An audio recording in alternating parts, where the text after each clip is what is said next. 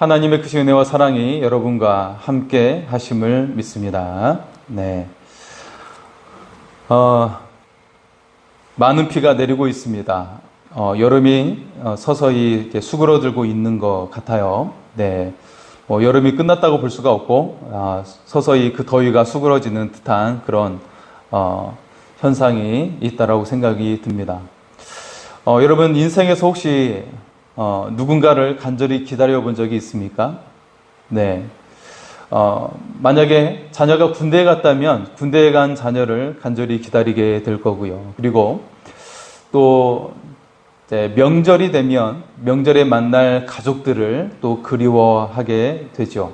그리고 또 자녀들 가운데 먼 지방에 나가 있거나 해외에 나가 있으면 굉장히 그 자녀를 보고 싶은 마음이 간절한 것을 볼 수가 있어요.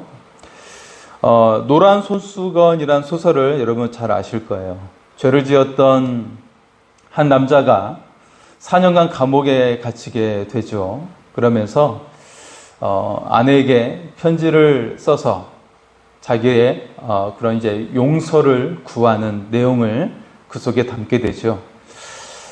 용서의 표현으로 자신이 돌아올 때 마을 어귀에 있는 참나무에 노란 손수건을 달아달라고 그렇게 부탁을 했어요. 만약 노란 손수건이 달려있지 않다면 아내가 자신을 거부하는 것을 여기고 그냥 타고 있는 차에 그냥 가겠다라고 한 것이죠. 그래서 어떻게 되었을까요? 네, 이 남자가 돌아오는 버스에서 놀라운 광경을 보게 되죠. 마을 어귀에 있는 참나무에 노란 손수건으로 온통 가득 차 있는 것을 보게 되죠. 남자는 크게 놀라면서 이내 감격하며 버스에 내리게 되었어요. 네. 자, 이 소설은 이제 버스 안에서 다른 승객들과 나누는 대화로 시작이 되죠. 그러면서 이 사연을 알게 된 버스의 다른 승객들이 이 남자를 환호해주며 박수를 쳐주는 그런 모습으로 이야기가 끝나게 됩니다.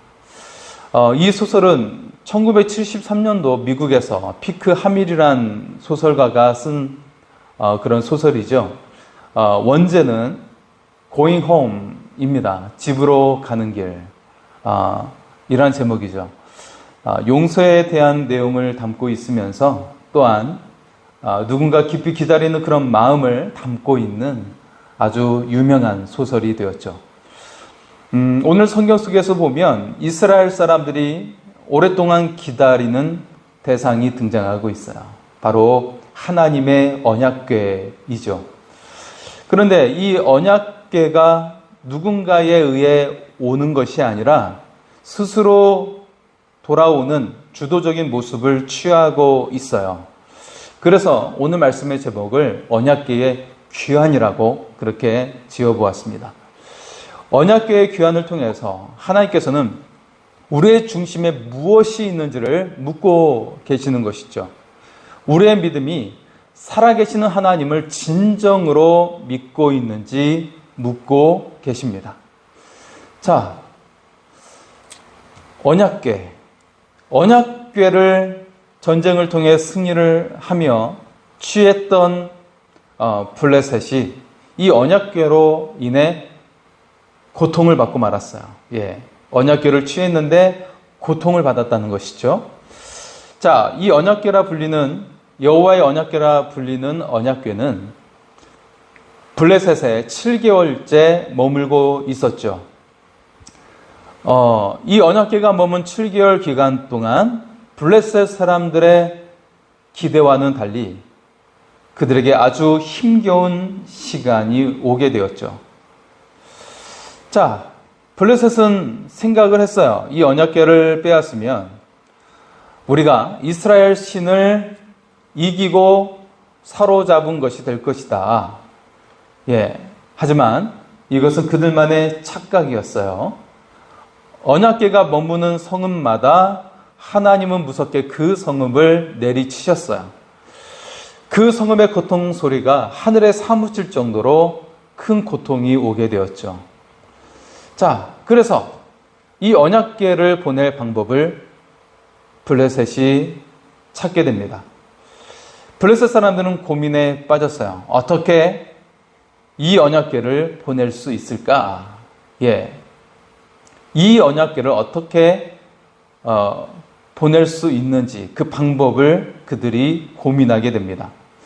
그래서 제사장들과 점쟁이들에게 물어보았죠. 그들은 해결책을 내놓았어요. 이스라엘 신의 궤를 돌려보내려거든 그냥 보내서는 안 됩니다. 반드시 그 신에게 속건 제물을 바쳐야 됩니다. 그러면 지금 우리에게 임한 병도 낫게 될 것이고 또 그 신이 왜 형벌을 거두지 않았는지도 알게 될 것입니다. 이렇게 말을 했어요. 자, 그리고 그 신에게 바칠 속건 제물을 준비하게 했는데요. 곧 금으로 만든 악성 종양 모양 5개와 그리고 역시 금으로 만든 쥐 모양 5개여야 함을 구체적으로 알려주었죠.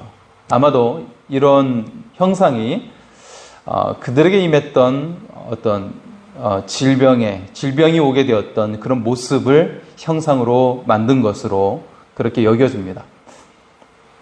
자, 그러면서 제사장들과 점쟁이들이 덧붙였던 그런 특별한 이야기가 있었어요. 그것은 바로 출애굽 사건에 대한 이야기이죠.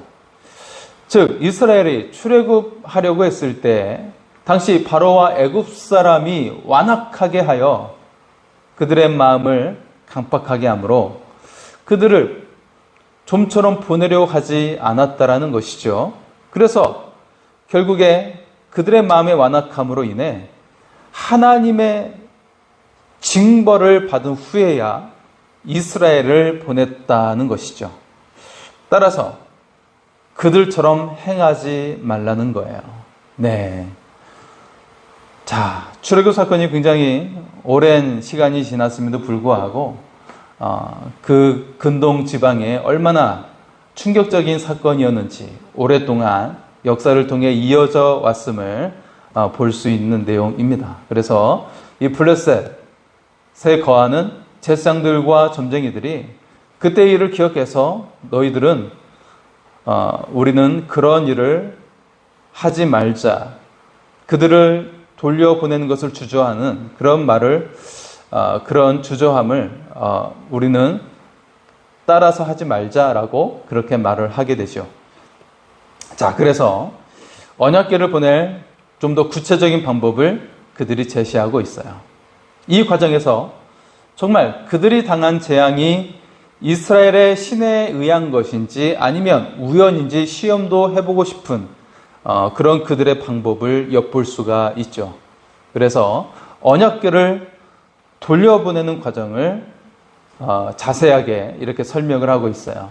새로 수레를 하나를 만들고 아직 멍에를 메어 본 일이 없는 어미소 2마리, 젖을 물고 있는 어린 소를 가지고 있는 어미소 2마리를 속건 제물이 실린 수레에 연결해서 끌도록 한다는 것이죠. 자, 그리고 아직 젖을 떼지 않은 송아지들은 어미소와 격리해서 이제 묶어 놓는 거예요.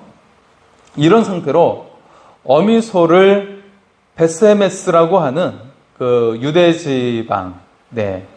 지방으로 향하게 하면 본능적으로 어미소는 어떻게 되겠죠? 아직 젖을 물릴 그 송아지에게로 본능적으로 가지 않겠습니까? 그들은 그렇게 판단을 했어요. 그럴 경우 이 블레셋이 당한 재앙은 우연히 발생한 것이다 라고 생각할 수 있다는 것이죠. 반면 이런 자연의 법칙을 거슬려서 이 소가 이 2마리의 소가 자기 새끼들이 있는 곳이 아니라 유다 지방인 베세메스로 가게 된다면 이것은 블레셋에 내린 재앙이 이스라엘의 신에 의한 것이다 라고 증명하게 될 것이라고 그렇게 그들이 말을 한 겁니다. 네. 자, 과연 어떻게 됐을까요? 그 결과가 12절에 나오고 있죠. 12절의 말씀을 볼까요? 12절입니다. 암소가 베세메스 길로 바로 행하여 대로로 가며 갈 때에 울고 좌우로 치우치지 아니하였고 블레셋 방백들은 베세메스 경계선까지 따라가니라. 자, 어미소가 향한 곳은 자기 새끼들이 있는 곳이 아니었어요. 어미소가 향한 곳은 유다 지방의 베세메스를 향해 갔던 것이죠. 여기서 하나님의 초자연적인 섭리가 등장하게 됩니다. 하나님은 여러 가지 방법으로 세상을 주관하시죠. 하나님의 계획대로 세상을 운행하고 계신다는 거예요. 믿지 않는 사람들에게도 하나님의 살아계심과 위대하심을 인정할 수밖에 없도록 선명하게 보여주시기도 하신다라는 것이죠.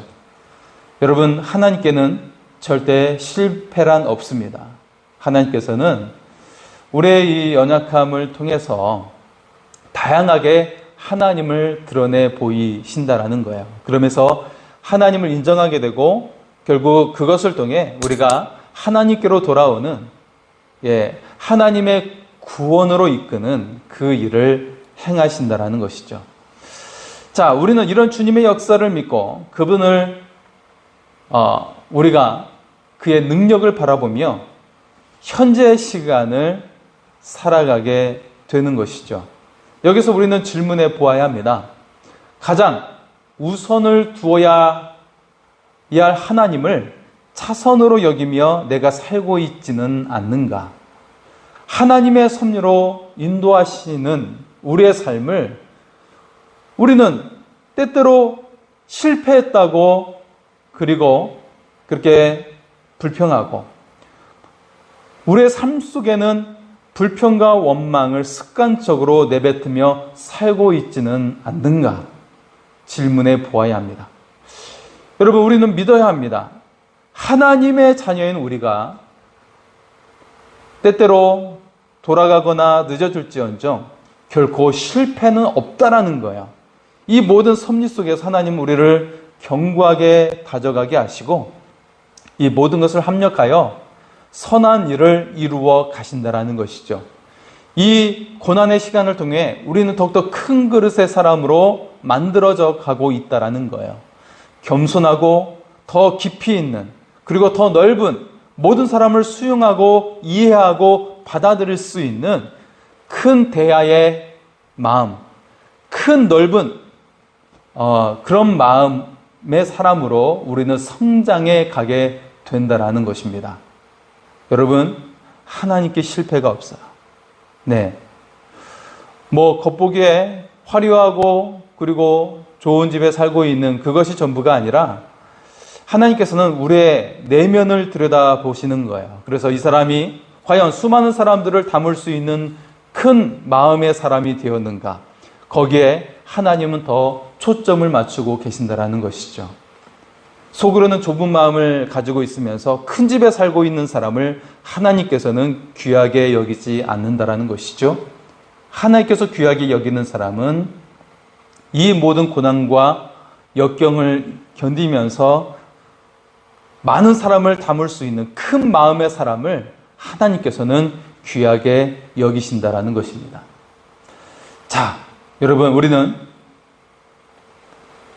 어떤 상황에도 우리의 인생을 운행하시는 하나님께 시선을 놓지 않아야 합니다. 하나님께서 우리를 견고하게 만들어 가시고 큰 마음의 사람으로 만들어 가심을 우리는 깨달아야 한다라는 것이죠. 그럴 때 우리의 삶에 불행한 일이나 그리고 혹은 성공할 때에도 유혹으로 인해 쓰러지지 않게 되는 거예요. 우리는 어떤 상황에도 감당할 수 있는, 내게 능력 주시는 자 안에서 내가 모든 것을 할 수 있나이다 라고 고백할 수 있는 하나님의 사람이 되는 것입니다. 어떤 상황에도 자족할 수 있는 하나님의 사람이 될 줄 믿습니다. 자, 오늘 마지막 말씀의 내용은 드디어 언약궤가 귀환하게 되는 내용이죠. 언약궤가 누군가에 의해서 타의에 의해 돌아오는 것이 아니라 마치 스스로 자의에 의해 돌아오는 모습을 취하고 있는 것이죠. 자, 언약궤가 자신의 지역으로 들어오는 것을 본 베스메스 사람들이 기뻐했어요. 자, 본문 속에 기뻐하더니라고 쓰여져 있는 원어의 말씀은 좋았다는 정도의 말씀이 아니라 온 마음으로 기뻐했다라는 의미를 담고 있어요. 전쟁에서 승리한 왕이 돌아오듯이 언약궤가 이렇게 돌아오는 모습을 그들이 크게 기뻐했다는 것이죠. 베스메스는 유다 지파에 속한 레위 족속이 거하는 제사장의 성읍이었어요. 예, 하나님을 섬기는 제사장 마을이었던 것이죠. 그런데 또 다른 불행한 사건이 발생하게 되었다는 것이죠. 베스메스 사람들이 여호와의 궤를 들여다 본 거예요. 그로 인해 70명이 죽고 말았어요. 자, 여기서 죽은 사람의 수를 어떤 번역에서는 5만 70명이라고 번역한 성경도 있고, 그리고 단순히 70명이라고 번역한 성경이 있어요. 굉장히 어마어마한 수적인 차이를 보이고 있죠. 자, 여기서 중요한 것은 하나님에 대해 경배의 대상으로 봐야 되는데 그렇지 않고 한번 들여다보겠다는 호기심의 대상으로 보았다는 거예요. 여러분, 이런 자세는 어마어마한 결과를 초래합니다. 내가 하나님을 한번 믿어볼까? 호기심의 대상으로 믿어서는 안 된다라는 거예요. 네. 온 세상을 만드신 그 하나님을 우리는 경외의 대상, 경배 대상으로 우리가 대해야 한다라는 것이죠. 자, 민수기 4장 20절의 기록을 보면 그 내용을 자세히 담고 있는데요. 표준 새 번역으로 제가 읽어드리겠습니다. 그래서 그들이 함부로 성소 안으로 들어갔다가 순간적으로나마 거룩한 물건들을 보게 되어 죽는 일이 없게 하여야 한다. 네. 하나님께서는 성막 안에 있는 성물들을 신중히 다루도록 명령을 하셨어요. 우리가 그것을 잘못 대하면 죽을 수도 있다라고 엄중하게 경고를 했죠. 자, 그 중에 우리는 하나님의 말씀을 따르지 않고 불순함으로 언약궤를 잘못 대하고 있으므로 하나님의 진노를 삼은 오늘 본문의 사람들을 마주하게 됩니다. 자, 오늘 기록된 이 사건은 하나님의 거룩성을 잘 보여주는 그런 사건이죠. 이 사건을 겪은 베스메스 사람들은 다음과 같이 말을 했어요. 자, 20절의 말씀을 표준 새 번역으로 제가 읽어드리겠습니다. 베스메스 사람들이 말하였다. 이렇게 거룩하신 주 하나님을 누가 감히 모실 수 있겠는가? 이 궤를 어디로 보내어 우리에게서 떠나가게 할까? 베스메스 사람들은 깨달았어요. 자신들은 거룩하신 하나님 앞에 도저히 설 수 없다고 생각한 것이죠. 여기서 문제가 되는 것이 무엇인가요? 그들이 하나님의 말씀을 정확하게 알고 있지 않았다라는 것이죠. 뿐만 아니라 자신을 정결하게 하려는 그런 결단으로 이어지지 않았다라는 거예요. 자, 지금 이 베스메스라는 이 지역이 유다 땅이면서 그곳에 레위 족속의 제사장들이 거주하는 성읍이라고 말하지 않았습니까? 그렇다면 하나님을 향한 지식이 상당했을 텐데 하나님께 드리는 제사랄지 그리고 언약궤를 어떻게 다루어야 하는지 그 지식이 있었을 텐데 그것을 그들이 알고 있지 않았다라는 거예요. 여러분, 언약궤는 어떻게 해야 되죠? 아무나 다룰 수가 없었어요. 그리고 언약궤를 이동할 때는 오직 제사장만이 그 언약궤에 달려있는 그 채를 들고 옮기는 그것으로 많이 옮길 수가 있었던 것이죠. 자, 그런데 그들이 그런 지식이 없이 호기심 가운데 언약궤 뚜껑을 열고 거기를 들여다보았다라는 것이죠. 자, 하나님의 말씀을 정확하게 알아야 함을 상징적으로 보여주는 말씀이에요.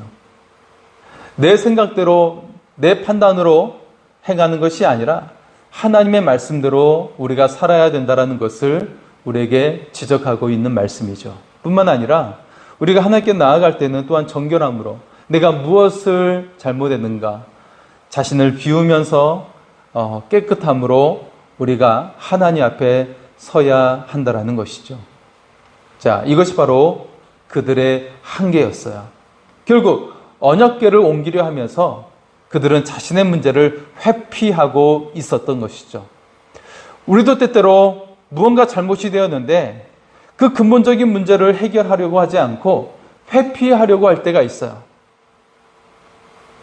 내가 하나님께 정말 정직하게 나가고 있는지, 혹은 내가 누군가에게 상처를 줘서 그 근본적인 문제를 해결하지 않으면서 그냥 지금 여러 가지 문제가 반복되고 어려움이 계속된다고 우리가 회피하려고 하지는 않은지 우리 자신을 돌아보아야 합니다. 여러분, 근본적인 문제의 해결은 우리가 주님의 십자가 앞에 나아가서 우리의 허물과 죄를 다 쏟아 부어야 하는 거예요. 그러면 근본적인 문제가 드러나게 되고 해결이 되는 거예요. 그래서 우리가 여러 가지 다양한 문제 속에서 우리는 삶 가운데 어려움이 오게 되고 문제가 발생하게 되고 고통이 오게 되는데, 그때 가장 문제를 해결해야 될 좋은 방법은 무엇이냐면 우리가 십자가 앞에 나아가는 것입니다. 그러면 주님 앞에서 우리의 모든 죄가 낱낱이 다 드러나게 되는 거예요. 우리가 벌거벗은 채 되면서 우리의 죄악들이 다 드러나게 되는 거예요. 그것을 주님께 정직하게 아뢰면, 그리고 그것을 회개하고 그리고 문제를 해결해 나가면 여러분, 우리의 삶에 여러 가지 얽혀있는 문제들이 해결될 줄 믿습니다. 가장 중요한 것은 우리가 하나님 앞에 나아가 정직해져야 한다는 거예요. 정결함을 입어야 한다는 거예요. 그러면서 우리가 화해할 사람과는 화해를 하고 용서를 구해야 될 사람에게도 용서를 구하면서 이것을 해결해 나가야 하는 것입니다. 우리 주님께서는 말씀하시지 않습니까? 너희가 하나님께 제물을 드리러 오기 전에 먼저 너희 형제와 화해하라 라고 말씀해 주지 않습니까? 이것이 바로 우리 문제의 근원이 되는 거예요. 우리가 그것을 먼저 우리의 죄악을 회개하고 근본적인 문제를 먼저 해결할 수 있기를 소원합니다. 회피해서는 안 돼요. 그러면 더욱더 치명적인 그런 일들이 우리 속에 일어나게 됩니다. 회피하지 말고 우리가 하나님께 나아가 정직하게 아뢰고 우리가 정결함으로 나갈 수 있기를 소원합니다. 자, 우리는 늘 주님 앞에 서야 하는 거예요. 그럴 때 우리의 모습을 진정으로 볼 수가 있어요. 진실된 우리의 모습을 볼 수 있다라는 것이죠.